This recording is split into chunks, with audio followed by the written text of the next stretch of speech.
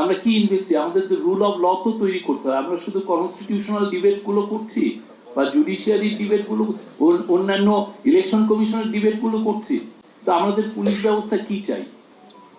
আমাকে যে ফ্রেমিং করা হচ্ছে, বেশিরভাগ ক্ষেত্রেই তো আমাকে টর্চারের মাধ্যমে ফ্রেমিং করা হচ্ছে।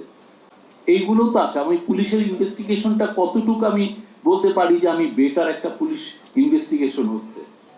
তো আমরা এই জন্য যে 6টা কমিশনের কথা হয়েছে, আমরা আশা করছি ইজি পার্টটা যেটা, সেটা শেষ হবে 31শে ডিসেম্বর। 31শে ডিসেম্বরের পরে আমরা সবাই মিলে ওইটা নিয়ে আমরা ডিবেট করব। সবাই মিলে আমরা ডিবেট করবো। ওইটারই একটা আজকের আয়োজন এবং খুবই ফ্যান্টাস্টিক আয়োজন, এবং আমাদের তরফ থেকে আমরা যতটুকু ফ্যাসিলিটেশন করা উচিত এটা করব। অনেকে বলছেন যে এত আয়োজন, এতটুকু রিফর্মের কি দরকার, আপনারা ইলেকশন দিয়ে চলে যান।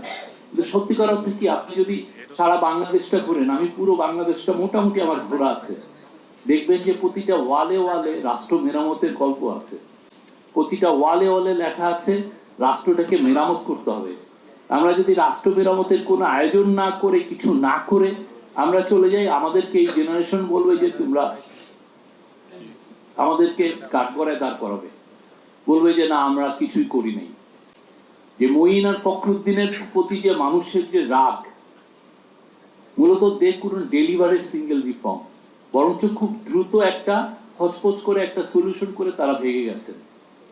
আমরা এখানে থাকতে চাই, আমি এখানে পারলে জেলে পচে মরতে চাই, তাও আমরা চাই যে এখানে একটা ভালো রিফর্ম হোক।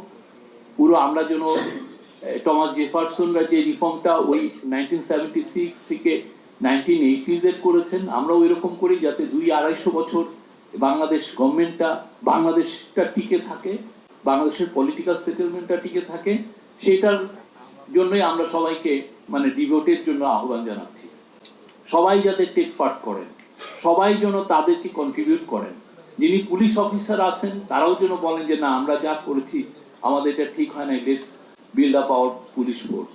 যারা ডিস্ট্রিক্ট জাজ ছিলেন বা ম্যাজিস্ট্রেট কোর্টে ছিলেন, তাদের তরফ থেকেও আমরা ডিবেটটা আশা করছি। তারাও যেন বলেন যে তাদের যেই ক্রিমিনাল জাস্টিস সিস্টেম নিয়ে তারা বছরের পরে যে অভিজ্ঞতা, সেগুলো নিয়ে তারা যেন সেমিনার করেন। একা শুধুমাত্র পলিটিক্যাল পার্টি করবে তা না, এখানে এই রাষ্ট্র বিল্ডিং এ সবাই আছেন, সবাই এটার মধ্যে জয়েন করা উচিত।